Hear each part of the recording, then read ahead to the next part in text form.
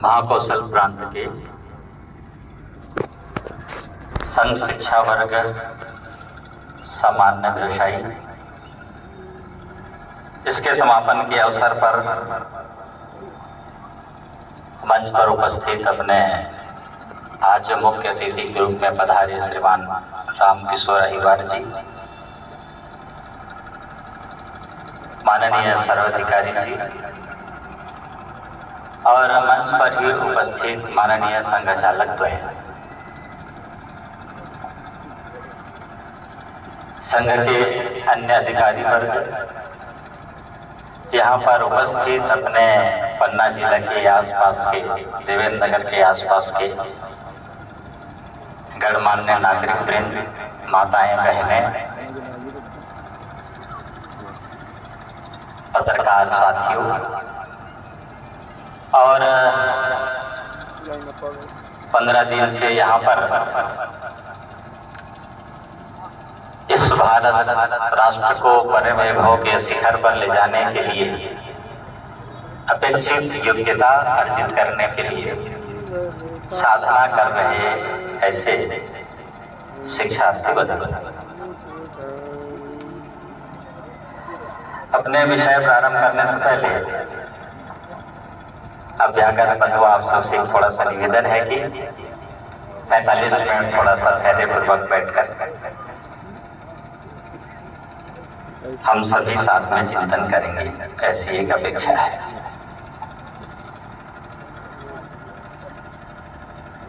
हम सभी जानते हैं कि विगत एक वर्ष से 2024 से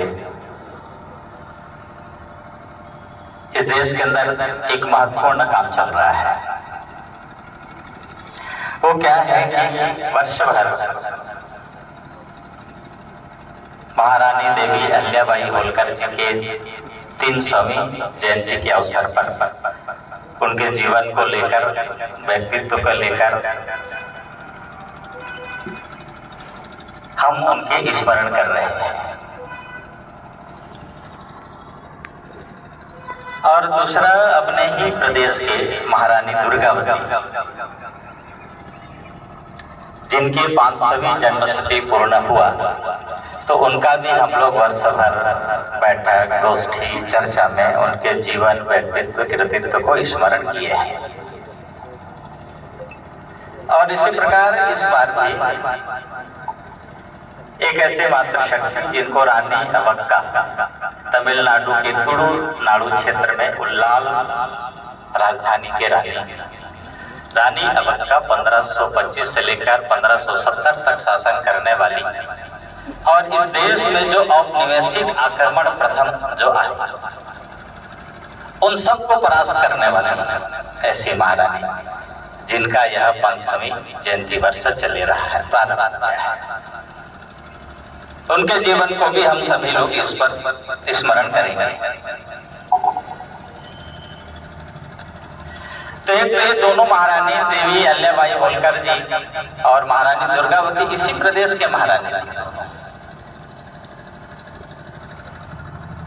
और वे दोनों उस परंपरा के वाहक हैं, उस मातृशक्ति के प्रतिनिधि हैं जो कभी इस भारतीय संस्कृति के इतिहास के प्रारंभ के दिनों में कभी लक्ष्मी माता बनकर इस जगत के प्राणी का पालन पोषण करने वाली, समृद्धि प्रदान करने वाली ऐसी लक्ष्मी के प्रति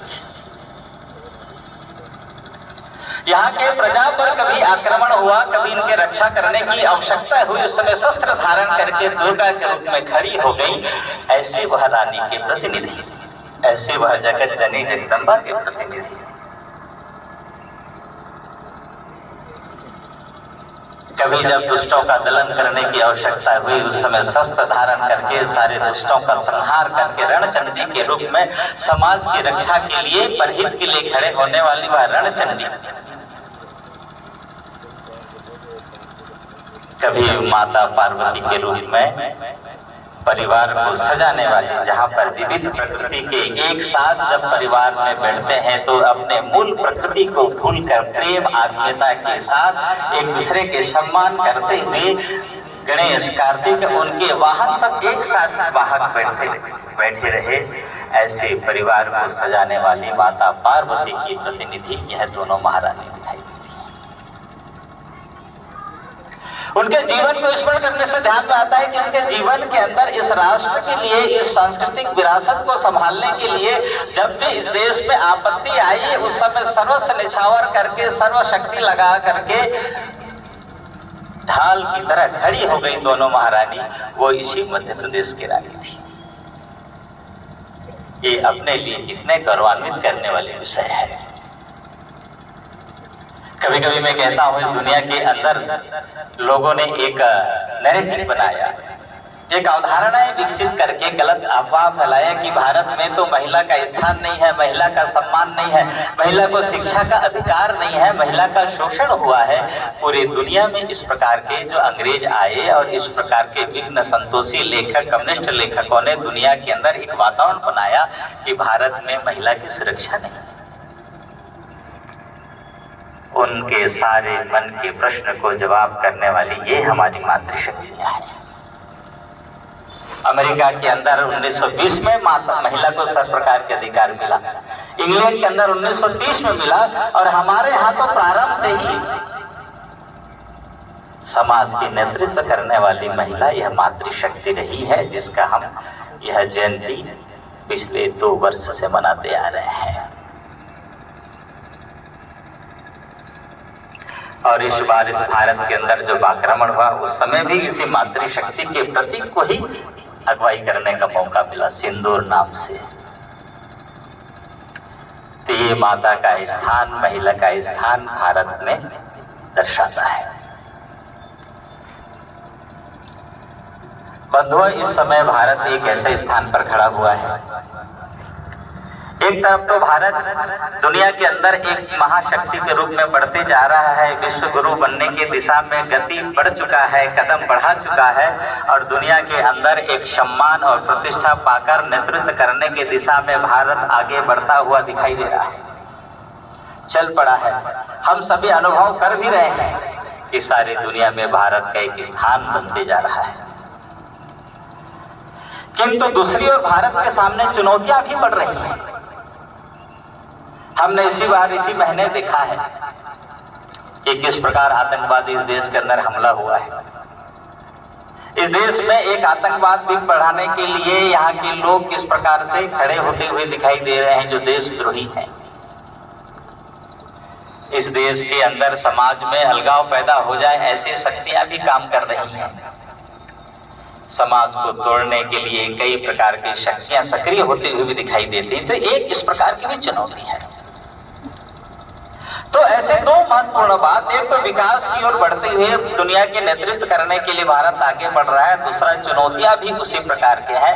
तो दोनों को समन्वय करते हुए भारत अपना जो विश्व गुरु स्थान है उसको कब प्राप्त करेगा, उसको प्राप्त करने के लिए भारत के जनमन में कौन सी बात चाहिए, भारत के हृदय में वह कौन सी बात चाहिए, यहाँ के प्रत्येक नागरिक का कर्तव्य क्या होना चाहिए, इन सारे बातों को विचार करेंगे तो 2-3 बातें ध्यान में आती हैं, जिसको भारत के प्रत्येक नागरिक को विचार करना चाहिए, चाहे महिला हो पुरुष हो। कभी कभी मैं मातृशक्ति को देखकर कहता हूँ कि महिला जो है वो ये समझ बैठती है कि मैं तो गृहिणी हूँ, घर में रहकर भोजन का और घर के परिवार को संभालने का काम है। लेकिन एक बात को थोड़ा सा भूलने जैसा दिखाई देता है कि वो भारत की नागरिक है, उसकी भी भारत निर्माण में बड़ी भूमिका है।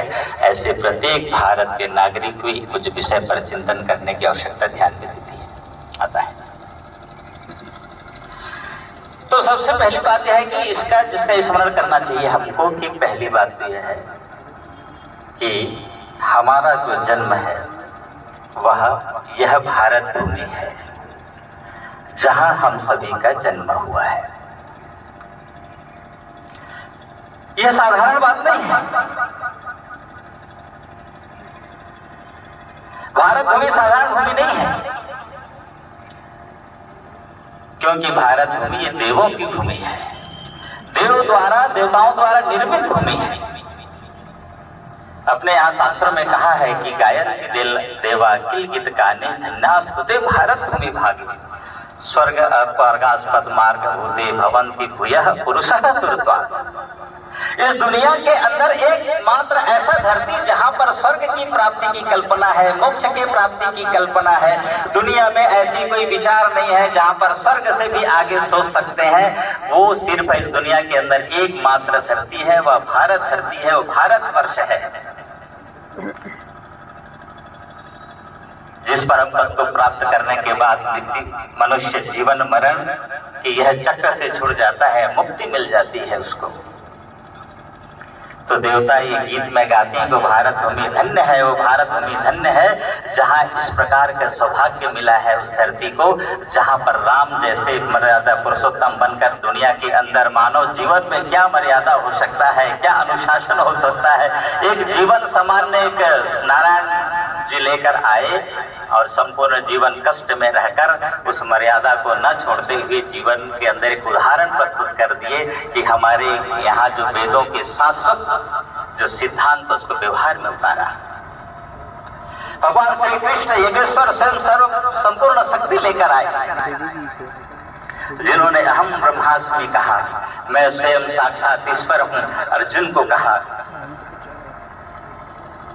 और इसी प्रकार से भगवान गौतम बुद्ध, भगवान महावीर, स्वामी विवेकानंद, शंकराचार्य ऐसे अनेक साधु संतों को आश्रय देने वाली, अपने गोद में खिलाकर पालन पोषण करके बढ़ाने वाली यह भारतवर्ष, भारत धरती जहाँ पर हमारा जन्म हुआ, ये बड़ी सौभाग्य की बात है और बड़े भागी होने की भी बात है और धन्यता अनुभव करने की भी बात है।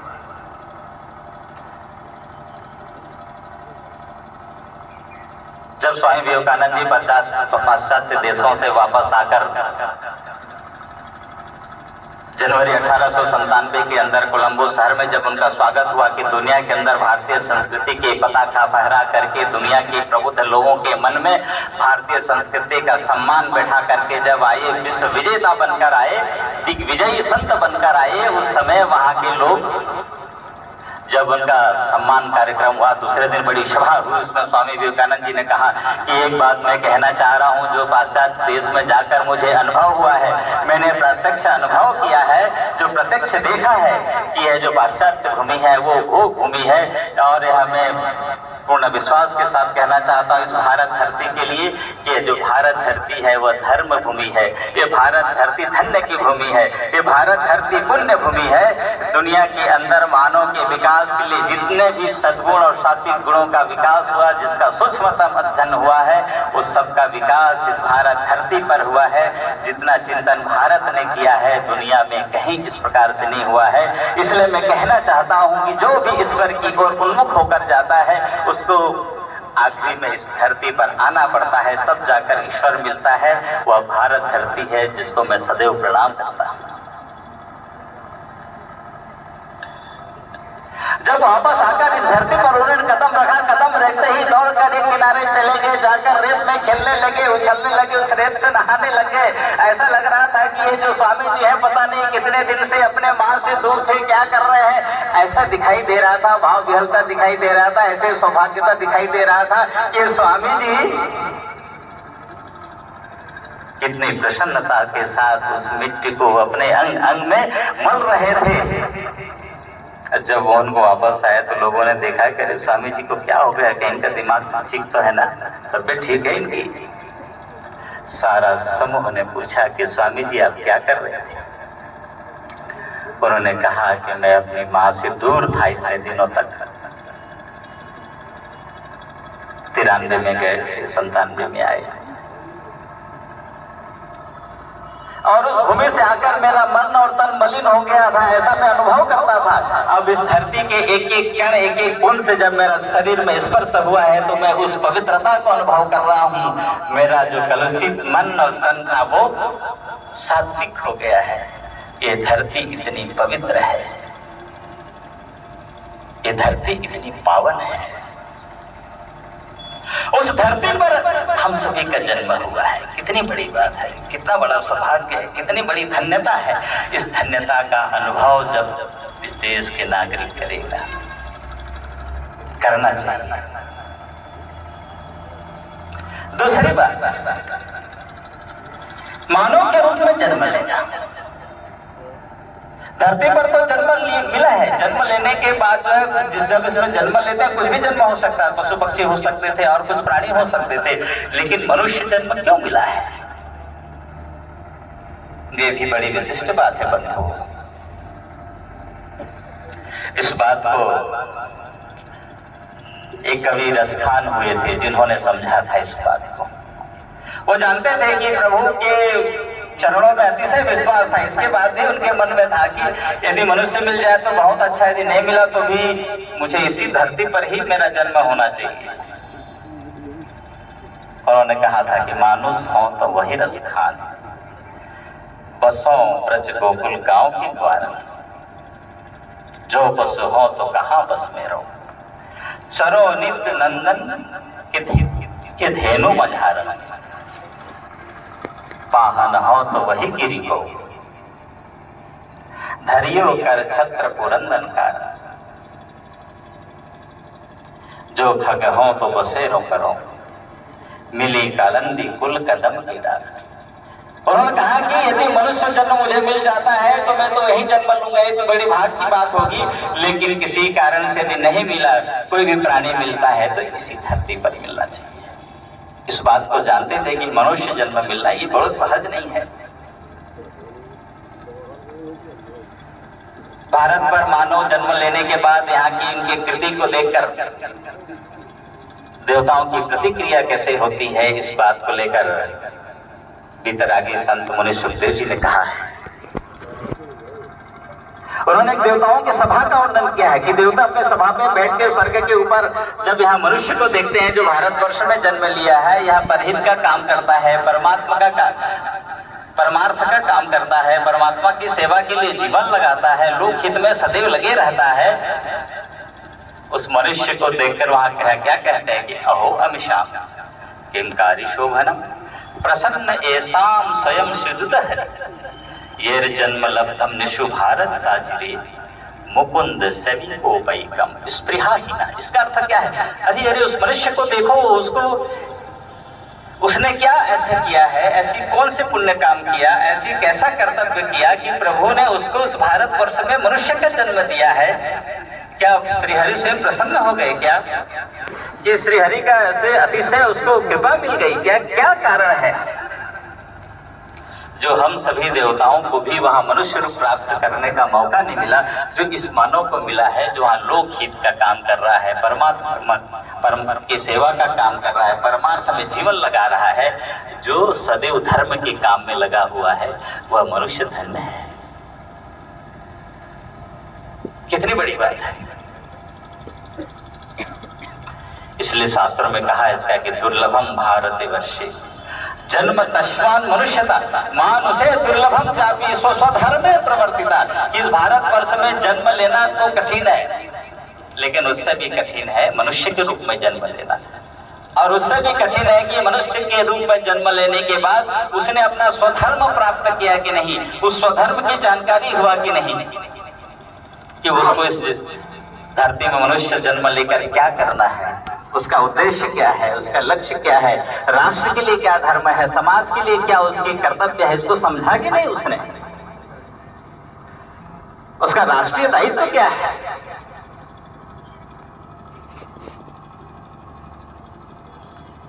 ये भी बड़ी महत्वपूर्ण बात है, विशिष्ट बात है ये। और तीसरी जो बात है कि भारतीय होने का गर्व,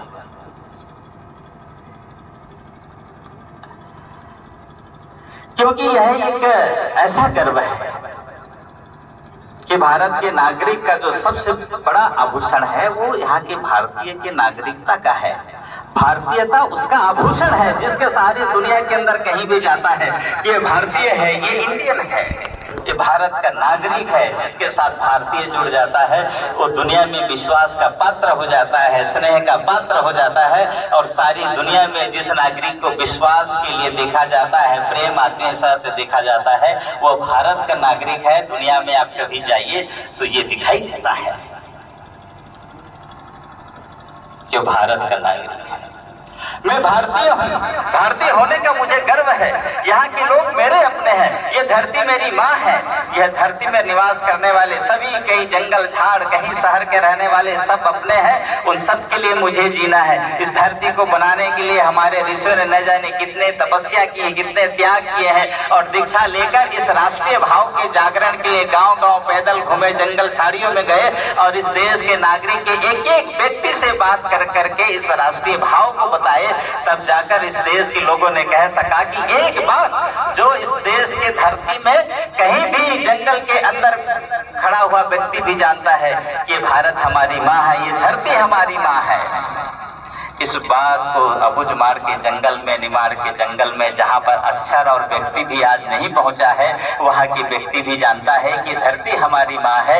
इस संस्कार को जब नीचे पहुँचाने के लिए निकले होंगे यहाँ के लोग, तो कितना परिश्रम किए होंगे ये ध्यान में आता है। अपने ऋषियों ने इस राष्ट्र को सबल बनाने के लिए किस प्रकार की परिश्रम किए, त्याग, तपस्या, बलिदान किया। और तब हम इस भाव के साथ खड़े होते हैं, इस भारतीयता के साथ खड़े होते हैं, तब हम इस देश में जो विभिन्नताएं दिखाई देती हैं, जो भेद दिखाई देता है, जो विविधता दिखाई देता है, जाति का, भाषा का, प्रांत का, क्षेत्र का, सबसे ऊपर उठ पाते हैं कि मैं तो भारत का नागरिक हूँ, ये भारत मेरा देश है। इस देश को सब प्रकार से सुरक्षित करना मेरा कर्तव्य है। इस भारत के विकास के लिए हमेशा खड़े रहना मेरा कर्तव्य है। मैं भारत का नागरिक हूँ। किसी क्षेत्र विशेष का नेतृत्व राजनीतिक दृष्टि से हो सकता है, लेकिन नागरिक के नाते जब सोचता हूँ तो मैं भारत का नागरिक। कहीं पर भेद नहीं, कहीं पर न्यूनता नहीं, कहीं पर दोष नहीं, कहीं पर संकीर्णता नहीं है। इस भाव से इस देश को खड़े होने की आवश्यकता है बंधु। इस देशभक्ति भाव से ओतप्रोत समाज खड़ा करने की आवश्यकता है। जब तक यह समाज इस भाव के साथ खड़ा नहीं होगा तो भारत आने वाली चुनौतियों के सामने खड़ा कैसे होगा। इस बार एक बड़ा आश्चर्यजनक घटना इस देश के अंदर घटी है कि इस देश में एक ऐसा प्रदेश हुआ जो यहाँ के आरबीआई जो निश्चित किया हुआ जो रुपए का शब्द था, जिसको भारतीय संविधान में मान्यता मिल गई थी, सबका प्रस्ताव में उसको मान्यता मिल गया था, उस अक्षर को भी बदलकर अपने स्थानीय भाषा में उन्होंने लिख दिया। भारतीय संविधान के उन निर्देशों को भी दरकिनार कर दिया। हिंदी का विरोध करते करते देश के विरोध कब करने लग जाते हैं, ये क्षेत्रवाद का बड़ी चुनौती इस देश के अंदर दिखाई देता है। ऐसे अनेक समस्या दिखाई देता है। कहीं पर जाति के नाम पर समूह खड़े हुए दिखाई देते हैं, कहीं पर और किसी भाषा के नाम पर खड़ा होते हुए दिखाई देता है। तो इन सारी समस्याओं का सिर्फ एक ही उपाय है कि भैया ये देश के साथ जो हम हृदय में स्वीकार करके कि भारत हमारी माँ है, हम ये धरती के पुत्र हैं, ये धरती संपूर्ण धरती हमारी है। हो सकता है हम किसी राज्य के हो सकते हैं, हो सकता है कोई भाषा बोलने वाले होंगे, ये कभी हमारे यहाँ अलगाव के कारण नहीं बने, अपितु हमारी यहाँ भाषाएं जो है अपने यहाँ की परंपराओं के, यहाँ की रीति रिवाज की, हमारी जो संस्कृति है, जिसमें उस संस्कृति के माध्यम से संस्कारों का, श्रेष्ठ गुणों का, सद्गुणों का, सात्विक विचारों का नीचे तक जो संवाहक बने, धरती तक जुड़े, ये हमारी भाषा लोक कलाओं के माध्यम से चला। ये एकता के कारण बने हैं, अलगाव के कारण नहीं बने। और इस देश में कभी इस प्रकार का अलगाव रहा ही नहीं है बंधु। आप विचार करेंगे इस देश में तो अपने समाजवादी विचारक राम मनोहर लोहिया जी ने बड़ा स्पष्ट कहा है कि यह संपूर्ण भारत एक है, इसको एक सूत्र में बांधा गया है। और उन्होंने कहा कि भगवान श्री रामचंद्र जी ने उत्तर से दक्षिण को जोड़ा, भगवान श्री कृष्ण जी ने पूर्व से पश्चिम को जोड़ा, और इस देश के सभी तरफ, सभी प्रांतों में भगवान शिव जी सर्वव्याप्त हैं। और इन तीनों महापुरुषों के प्रति इस देश के हर कोने कोने में एक जैसा भाव, एक जैसा आदर, एक जैसा सम्मान, ऐसा पूज्य भाव है। इन तीनों महापुरुषों ने इस देश को जोड़ कर रखा है, एक सूत्र में बांधा है।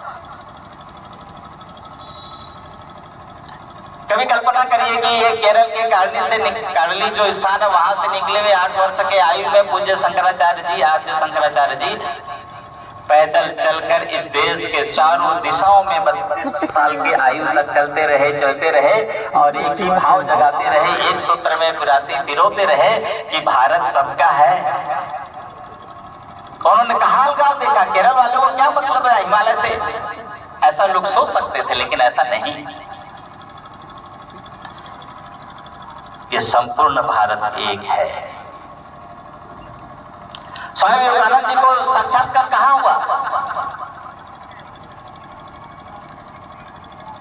विदेश जाने से पहले 25, 26, 27 दिसंबर 1892 में श्रीपाद शिला कन्याकुमारी में, जहां आज rock memorial, Vivekananda rock memorial जो खड़ा हुआ है, वहां 3 दिन जाकर उन्होंने साधना किया, लगातार भूखे प्यासे रहकर। तो वहां उन्होंने भारत माता का साक्षात्कार किया कि ये भारत माता फिर से अत्यंत दिव्य भव्य रूप में खड़ी होती हुई दुनिया को मार्गदर्शन करने के लिए तैयार होती हुई दिखाई दे रही हैं, जिसका मैंने साक्षात्कार किया है।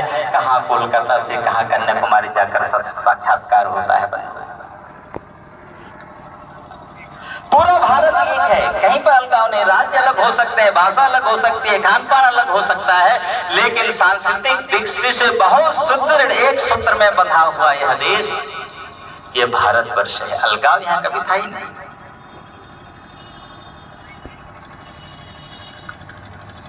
तो यह जो भाव है, इसी को राष्ट्र भाव कहते हैं। ये जो भाव है, यही देशभक्ति है, यही देश के प्रति व्यक्ति के मन में श्रद्धा, विश्वास और समर्पण भाव है। डॉक्टर हेडगेवार जी इसी बात को कहा करते थे। राष्ट्रीयता का मूल मंत्र क्या है? तो कहा करते थे कि जिसके मन में भारत का सम्मान मेरा सम्मान है, भारत का दुख मेरा दुख है, भारत का सुख मेरा सुख है, जिस दिन इस देश के नागरिक के रोम रोम में यह विचार जो है तरंगित होगा, उसी दिन राष्ट्रीयता के मूल मंत्र साक्षात्कार होगा उसका। यही राष्ट्रीयता का मूल मंत्र है कि प्रत्येक भारत के नागरिक के मन में इस भारत के साथ जो तादात्म्य है, जो एकात्म है, जो हम एक रूप होकर समझते हैं, ऐसा जब समझेंगे तो भारत उसी दिन खड़ा हो जाएगा।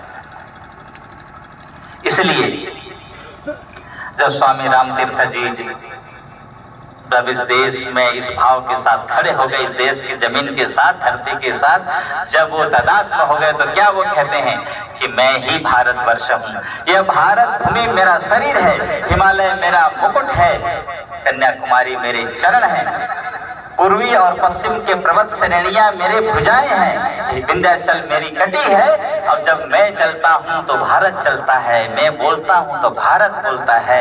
ऐसा इस धरती के साथ एकात्म और तदात्म करने वाले महापुरुष से कभी इन्होंने अलगाव की विभिन्नता को नहीं देखा। और इस भाव के साथ जब हम सब खड़े होते हैं, समाज जब खड़ा होता है, तब पूरे देश को एक सूत्र में बांध सकते हैं। तब भारत जो है विविधताओं को देखते हुए भी एकता का अनुभव करता है। विभिन्न मत मतांतरों से ऊपर उठ करके एक हो जाते हैं कि भारत एक है। और इसी भाव के जागरण के लिए राष्ट्रीय स्वयंसेवक संघ विगत 100 वर्षों से काम कर रहा है।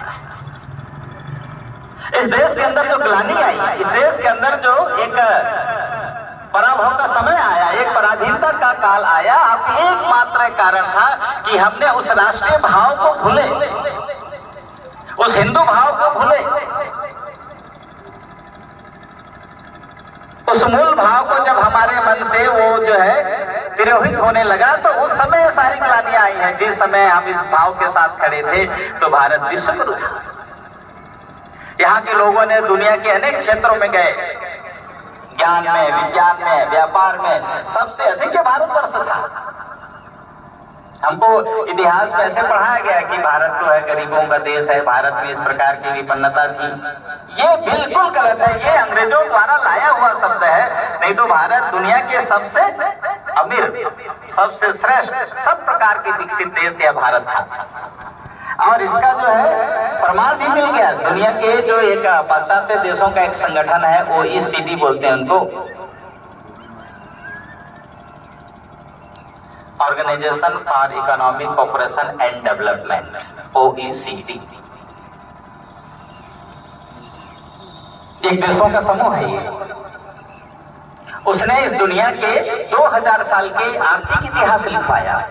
उस इतिहासकार का नाम है एंगस मैडिसन। उसने इतिहास लिखा है। वो लिखता है कि इस दुनिया के जो जीडीपी है सकल उत्पाद का 1 ईस्वी से लेकर 1500 ईस्वी तक भारत का 33% था।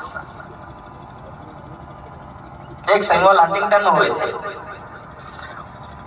उन्होंने चार्ट बनाया। 1750 की बात बता रहा हूँ मैं। 1750 में किताब लिखी, the clash of civilisations, the remaking of the world. तो उसमें जो है वो कहते हैं कि 1750 में भी भारत का दुनिया के सबसे अधिक जीडीपी में, दुनिया के जीडीपी में सहभाग था। अब जब हम इस भाव से थोड़ा भारत जब धीरे धीरे उस भाव को भूलता गया, उस हिंदुत्व भाव को भूलता गया, उस राष्ट्र प्रेम उसको जो है षड्यंत्र पूर्वक अंग्रेजों ने जब धीरे धीरे उनमें जो है एक योजना पूर्वक भ्रमित करते गए, तब भारत पराधीन होता गया। और एक समय ऐसा आया इस देश के अंदर कि भारत बचेगा कि नहीं, ऐसी स्थिति भी आई। एक कवि ने इसको बहुत सुंदर लिखा है। वो लिखते हैं कि मिटे देवता मिटे शुभ्र मंदिर, लूटी देवियां लुट गए सब नगर घर, स्वयं फुट की अग्नि में घर जलाकर, पुरस्कार हाथों में लोहे की कड़ियां, कपूतों की माता खड़ी आज भी, शब्द सुनिए, कपूतों की माता खड़ी आज भी, भरे अपने आंखों में आंसू की लड़ियां, मगर दास्ता के भयंकर भंवर में, पराजय समर में, सुहासा बंधाता की इच्छा जगाता, सब कुछ लुटा कर ही सब कुछ दिलाने, बुलाता रहा प्राण भगवा हमारा, गगन में लहरता भगवान। एक समय था इस देश के जितने विश्वविद्यालय, तक्षशिला, नालंदा, विक्रमशिला, बड़े मठ मंदिर जो इस देश को मार्गदर्शन करते थे, बड़े मंदिर जो इस देश के श्रद्धा केंद्र थे, सोमनाथ, काशी, अयोध्या, मथुरा, ऐसे अनेक जो इस देश को एक सूत्र में बांधते थे, सब ध्वस्त हो गया था। ऐसी कठिन परिस्थिति भी इस देश के अंदर आया। तो डॉक्टर हेडगेवार ने एक ही बात कहा, भैया ये किस कारण क्या था इसका? जब दुनिया को मार्गदर्शन करने वाला विश्व गुरु भारत इतने दिनों तक सब दुनिया को ज्ञान देने के लिए निकला, पूरे विश्व को संभाला, दुनिया को गले लगा सकने वाली ऐसी आत्मज्ञान, दुनिया को दिशा दे सकने वाली ऐसे तत्व ज्ञान इस देश के अंदर, और मानव के संपूर्ण चिंतन करने वाला यह देश कैसे पराभव की ओर गया, पराधीन कैसे हो गया? तो उसका कारण उन्होंने एक ही बताया। उन्होंने कहा कि इस देश को अपना पूर्वजों की धरती मानता है, इस देश के स्थलों को तीर्थ स्थल मानता है, इस मिट्टी को अपनी माँ मानता है, और इस प्रकार के ममत्व के साथ अपना जीवन यापन करने वाला धरती के दुख का साथ दुखी हो जाता है, और धरती जब प्रसन्न होता है तो वह समाज खिलखिला करके उड़ जाता है, उत्सव मनाता है। वह जो पुत्र रूप समाज कौन है? तो हिंदू समाज है। यदि यह हिंदू समाज संगठित हो जाएगा, यह हिंदू समाज जागरूक हो जाएगा, यह हिंदू समाज सक्रिय हो जाएगा, तो भारत फिर से अपने आप खड़ा हो जाएगा। इसका एक ही उपाय है कि हिंदू समाज खड़ा हो जाए। बंधु, एकदम 100% सही है। इस बात को आप चिंतन करिए कि जहां भी यह समाज कमजोर होता है, जहां भी यह समाज दुर्बल होता है, वहां पर किस किस प्रकार की घटनाएं होती है हम इस देश में भी देख रहे हैं, बाहर में भी देख रहे हैं। वहां पर मानवता त्राही त्राही हो जाती है, धार्मिक स्थलों की रक्षा नहीं हो पाती है, गाय की रक्षा नहीं हो पाती है, मानव जीवन सुरक्षित नहीं रहता है। इस दुनिया के कल्याण के लिए, मानवता की रक्षा के लिए, सद्गुणों की सुरक्षा के लिए यह जो हिंदू समाज है उसकी बहुत बड़ा दायित्व है। तो यह दायित्व का निर्वहन कब करेगा? जब वो स्वयं सक्षम, समर्थ और संगठित होगा। और संघ का यह 70 वर्ष चल रहा है। 100 वर्ष तक निरंतर एक ही काम करते रहे कि हिंदू समाज संगठित हो जाए, हिंदू समाज संगठित हो जाए, इस समाज को जागृत करना है, इस समाज को एक सूत्र में पिरोना है। इसी एक सूत्र को लेकर संघ चलता रहा और उसके परिणाम यह आया कि आज इस भारतवर्ष में ही नहीं, अभी तो संपूर्ण दुनिया में जहाँ पर यह समाज निवास करता है वहाँ वह भाव जागृत हुआ है कि अपने सांस्कृतिक विषयों के लिए खड़ा हो गया है, मानवता के लिए खड़ा हो गया है और अपने खोए हुए उस सम्मान और प्रतिष्ठा को प्राप्त होते ही दिखाई दे रहा है। ये 500 साल के जो इतिहास, जिसको लड़ते 76 लड़ाइयां लड़ी, 4 लाख से अधिक लोग बलिदान हो गए, उस राम मंदिर को भी हमने भव्य स्थापित करते हुए देखा। इस समाज ने अपने पुरुषार्थ से उसको भी प्राप्त किया जो इतने सालों तक जिनके स्वप्न ही रह गए थे, जिनको उस स्वप्न को साकार करने का मौका नहीं मिला था, ऐसे लोगों के जो बलिदान हो गए, ऐसे हुतात्माओं के स्वप्न को साकार करने का सौभाग्य इस पीढ़ी के, इस समाज को मिला। कितनी बड़ी बात है। तो आज तो सर्वाधिक महत्व है। आज संघ के इस काम को दूर से देखने की आवश्यकता नहीं है कि दूर से देखकर हाँ संघ काम बहुत अच्छा चल रहा है, ये चलना चाहिए, प्रशंसा करना चाहिए, इसकी आवश्यकता नहीं है बंधु। आज संघ के साथ कदम मिलाकर चलिए, संघ के साथ मिलकर चलिए। संघ ने जो स्वप्न देखा है कि यह भारत विश्व गुरु बनेगा, संघ ने स्वप्न देखा है कि भारत समर्थ बनेगा, समृद्ध बनेगा, जिसके लक्ष्य के लिए यहाँ के महापुरुषों ने मार्गदर्शन किया यहाँ के समाज को। महर्षि अरविंद कहते हैं कि हर देश की एक भूमिका रहती है। इस बात को रवींद्रनाथ टैगोर जी ने भी कहा है कि हर देश की भूमिका होती है दुनिया के लिए, मानवता के लिए। तो भारत की भूमिका क्या है इस दुनिया के लिए, मानवता के लिए? वो भारत की नीति है कि भारत एक दिन खड़ा होना पड़ेगा। इस दुनिया को यदि सच्चे आध्यात्मिक ज्ञान चाहिए तो भारत ही दे सकता है। मानवता की सुरक्षा का सबको तरफ प्रार्थना कर सकता है तो भारत ही कर सकता है। जिसके पास सबके लिए प्रार्थना है, सबके शुभकामनाओं के लिए जिनके पास चिंतन है, अन्यथा इस दुनिया में अनेक और विचार हैं, अपने अनुयायियों के अलावा दूसरों का विचार नहीं कर सकते काहे। लेकिन भारत ने वसुधैव कुटुंबकम कहा, सर्वे भवन्तु सुखिनः कहा, सबके लिए चिंता किया। और ये भारत जब बढ़ता है, भारत जब खड़ा होता है तो वह अपने आप व्यवहार में आता है। इसको हम सबने देखा है। कोविड काल में हमने देखा कि 150 से अधिक देशों को इस देश ने दवा और वैक्सीन भेजा। कुछ देशों को तो निःशुल्क दिया। जहां भी मानव त्राही होगा वहां पर भारत दौड़ कर जाएगा। हमने टर्की जैसे भारत विरोधी देश को भी देखा, जब वहां पर भूकंप आया तो भारत के लोग दौड़ करके उनकी सब प्रकार की चिंता, सुरक्षा, सेवा, शुश्रूषा किया। श्रीलंका जब विपन्नता में फंस गया, दिवालिया जैसा होने की स्थिति आई तो भारत खड़ा हुआ। पाकिस्तान को भी जब गरीबी आई तो वहां भारत ने सहयोग किया, क्योंकि भारत जब उस भाव के साथ खड़ा होगा, अपने भारतीयता के साथ, तो दुनिया में कहीं भी मानवता जहां पर त्राही होगी वहां भारत खड़ा होगा। मानवता को संभालने के लिए भारत खड़ा होगा, विश्व कल्याण के लिए भारत खड़ा होगा। लेकिन ये कब होगा? जब भारत स्वयं अपने पैरों पर खड़ा होगा, भारत स्वयं समर्थ बनेगा, भारत के समाज, ये जो हिंदू समाज है, संगठित बनेगा, समर्थ बनेगा, तभी यह संभव है। नहीं तो आज दुनिया के अंदर बलहीनों को कोई नहीं पूछता। जिनका शक्ति नहीं है दुनिया में उसका कोई स्थान नहीं है बंधु। हमने देखा है एक समय भारत की स्थिति कैसी थी, लेकिन भारत आज एक दिशा में बढ़ा चला है। लेकिन ऐसे समय में हम सबका जो बड़ा दायित्व है कि समाज को हम संगठित करें, इस समाज को जोड़ने के लिए हम निकले। राष्ट्रभक्ति भाव के उस जागरण के लिए यहाँ के एक एक व्यक्ति निकले।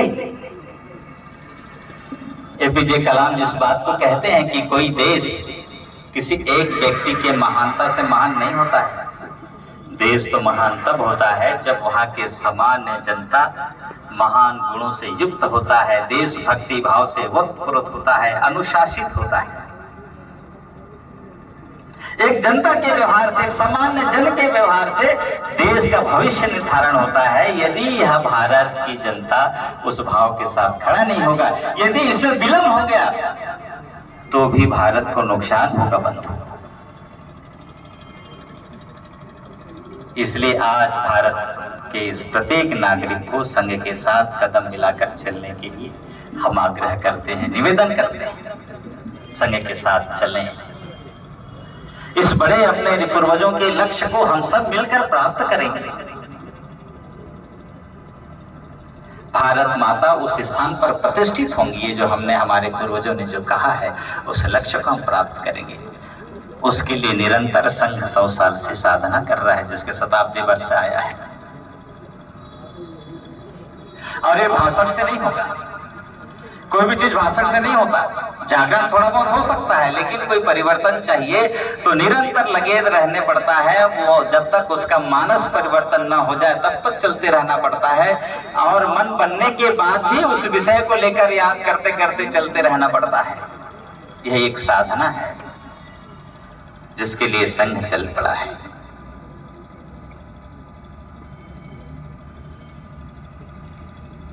और इस राष्ट्रभाव को जागरण की और आवश्यकता है, क्योंकि आज भी यह देश जो है स्वतंत्रता प्राप्त की है, 75 वर्ष पूरा होने के बाद भी,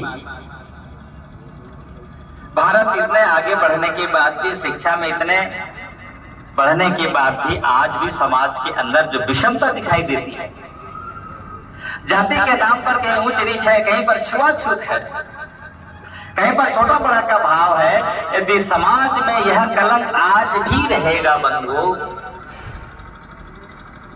तो इतिहास आपको और हमको भी पूछेगा कि यह भारत अमृत काल मना चुका है। यह भारत 75 वर्ष में भी उस पाप के कलंक को धो नहीं पाया है। यह जिम्मेदारी है किसकी? इसको कौन है जो समाज के मन के अंदर परिवर्तन करेगा, परिवर्तन के पुरोधा बनकर जीवन लगाकर निकलेगा? कौन है वो? आज सबको विचार करने की आवश्यकता है कि समाज के अंदर इस प्रकार की विषमता दूर होनी चाहिए। उसके लिए हम स्वयं उदाहरण बने, अपने परिवार से प्रारंभ करें। मेरे घर में ऐसा कहीं पर विषमता नहीं दिखेगी, जो विषमता के चिन्ह है उसको मैं मिटा दूंगा। हमारे जो बुजुर्ग ऐसा है, उनके मन में थोड़ा बहुत हो सकता है, उनको समझाएंगे। हमारा घर आदर्श हिंदू घर बनेगा, हमारा परिवार आदर्श परिवार बनेगा, जहां पर प्रेम, आत्मीयता, सामंजस्य, हिंदुत्व का वहां पर प्रशिक्षण होता है। जो उस परिवार से निकले हुए वह बालक 12 साल के बाद दुनिया में कहीं भी चला जाता है, लेकिन उस हिंदुत्व के साथ खड़ा रहता है, क्योंकि हमने अपने परिवार में वह संस्कार दिया है उसको। अपने परिवार को उस प्रकार की दृढ़ता पूर्वक उस संस्कार देने की जो पद्धति है, उसको मजबूत करने की आवश्यकता है बंधुओं। और देश में था, आप कल्पना करिए 1834 में जब यहाँ के एटलस जहाज से जब पहले 34 लोग इस देश से गए गिरमिटिया, बिहार, ऐसे जो मजदूर स्तर के लोग थे, लेबर जो थे, ऐसे लोग थे। जब यहाँ बड़ी संख्या में इस प्रकार के लोग गिरमिटिया देशों में गए, बाली, सुमात्रा, गुयाना, ऐसे फिजी जैसे देशों में जाकर गए,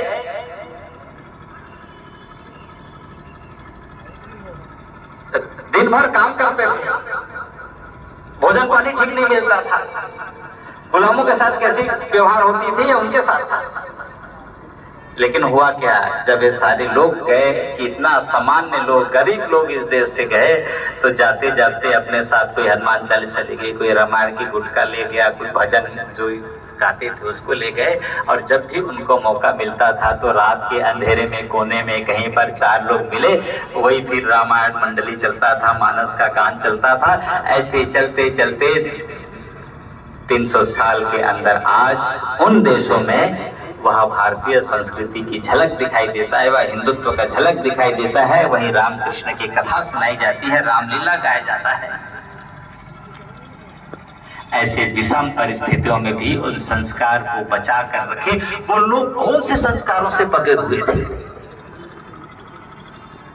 उनके मन के अंदर दृढ़ता कैसे रहे। ऐसा नहीं समझे कि जब वहां जाने के बाद उनको परिवर्तन के लिए, बदलने के लिए प्रयत्न नहीं हुआ। सब प्रकार की प्रताड़ना सहने के बाद वो बचे रहे। उनके मन के अंदर वह कौन सी दृढ़ता थी, वह कौन सा विश्वास था, मन के अंदर वह कौन सा छवि थी राम के, कृष्ण के, देवी के, शिव के, जिनको स्मरण करते हुए असंख्य कष्ट को सह गए लेकिन छोड़े नहीं बंधुओं, क्योंकि हमारे परिवार में वह संस्कार देने की पद्धति थी जिसको आज फिर से आग्रहपूर्वक उस संस्कार देने की पद्धति को सुदृढ़ करने की आवश्यकता है। हम एक एक चीज को व्यवस्थित कर रहे हैं। हमारी चिंतन प्रकृति के साथ कैसा था, संबंध कैसा था, समाज समरसता युक्त शोषण मुक्त समाज कैसे बनेगा, इस दिशा में विचार करना चाहिए। स्वदेशी अपने चीजों को, अपने खान पान, रहन सहन, पहनावा के साथ हम आग्रह के साथ कैसे खड़े हों, ये विचार करना चाहिए। और जो एक साधारण नागरिक के लिए यहाँ के संविधान ने जो नियम कानून बनाया, जो अपेक्षा किया, जिसको भारत के नागरिक को पालन करना है, उसके पालन के बारे में चिंतन करना चाहिए। वह व्यवहार में कैसे आए, इस पर चर्चा, बातचीत, गोष्ठियां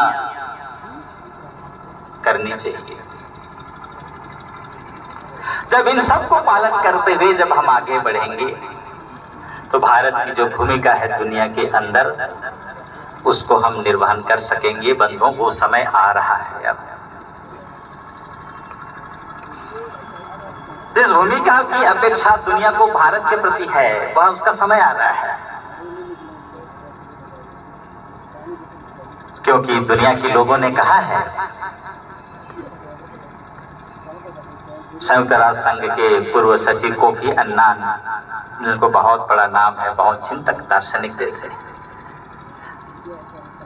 सन 2000 में एक समिट हुआ, रिलीजियस पीस समिट, उनमें उनका एक भाषण है, कभी याद करिए। उन्होंने भारत को आग्रह करते हुए, हिंदू को आग्रह करते हुए बहुत विनम्रता से कहा है कि भारत के हिंदुओं को मैं आग्रह करना चाहता हूं, जिनके पास सर्व कल्याणकारी सिद्धांत है, जिन्होंने अपने तक ही सीमित रखा हुआ है, उनको कहना चाहता हूं कि दुनिया के 5 अरब लोगों को बिना मतांतरण किए उस सर्व कल्याणकारी सिद्धांत को बताए, ताकि हम दुनिया में शांति स्थापित कर सकें। अर्नाल्ड टैंगी ने कहा कि जिस इतिहास का, जिस अध्याय का पाश्चात्य जगत से शुरू हुआ है, उसका समाधान और मार्ग भारतीयता से निकलेगी, यदि हम मानवता को बचाना चाहते हैं तो। यह दुनिया की अपेक्षा है बंधु भारत से। और भारत अपने में उलझा हुआ जब दिखेगा, न्यूनता में, संकीर्णता में, दोषों में फंसा हुआ दिखेगा, तो भारत जो इतनी बड़ी अपेक्षा दुनिया को है, उसको पूरा कैसे करेगा बंधुओं। तो आज जो सबसे बड़ी चिंता की बात है कि यह जो विराट राष्ट्र यज्ञ चल रहा है, संघ जो इस दिशा में चल पड़ा है, उसके साथ चलने की आवश्यकता है। हम इस बात को समझें कि भारत को भारत के आधार पर खड़ा करना है, उन्हें भारतीयता के आधार पर खड़ा करना है। तो इसलिए इस शताब्दी वर्ष में आप सभी से बहुत विनम्र आग्रह है कि जिस प्रकार वर्ष भर रानी अहिल्याबाई होलकर जी के हमने स्मरण किया, रानी दुर्गावती जी के स्मरण किया, उसी प्रकार रानी अवक्का जी के जीवन को भी समाज में जाकर बताना चाहिए, जागरण करना चाहिए। माताएं अपनी भूमिका को निभाने के लिए आगे भी आना चाहिए। और इस शताब्दी वर्ष में समाज को सुदृढ़ बनाने के लिए आपको जो भी लगता है कि समाज के लिए, मंदिर के लिए काम है तो मंदिर के लिए करिए, गाय के लिए काम है तो गाय के लिए काम करिए, प्रकृति के लिए काम है तो प्रकृति के लिए काम करिए, परिवार को समझाने का काम है तो वहां करिए, शिक्षा के लिए जो भी आपके मन के अंदर ध्यान में आता है उस ओर आप जुट जाइए। तब छोटी छोटी जो कहीं पर कमियां दिखाई देती है उन सबको पूरा करेंगे, तब भारत विश्व गुरु बनेगा।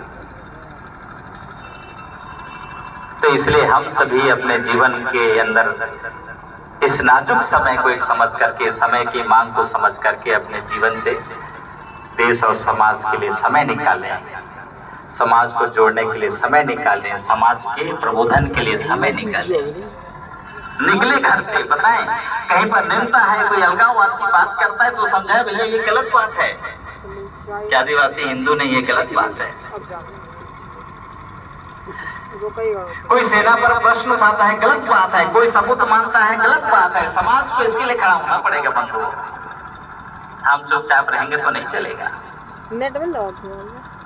तो आज के समय में हम सभी अपने भूमिकाओं को विचार करें और हम सभी इस राष्ट्र को महान बनाने की दिशा में हम सबकी एक भूमिका जो है उसको निर्वहन करने के लिए तैयार हों, समय निकालें और भारत फिर से विश्व गुरु बनने की दिशा में चल पड़ा है और निकट भविष्य में वह दृश्य दिखाई देगा। ऐसा लगता है, कभी कभी तो लगता है कि दूर से धुंधले अब दिखेंगे तो वह भारत माता का चित्र जिसके समक्ष सारा दुनिया नतमस्तक हुआ दिखाई देता है, तो उसको हम सभी इन्हीं आंखों से देखेंगे और उस आनंद का इसी हृदय से अनुभव करेंगे। ऐसा निवेदन करते हुए मैं अपने वाणी को यहीं पर विराम करता हूँ।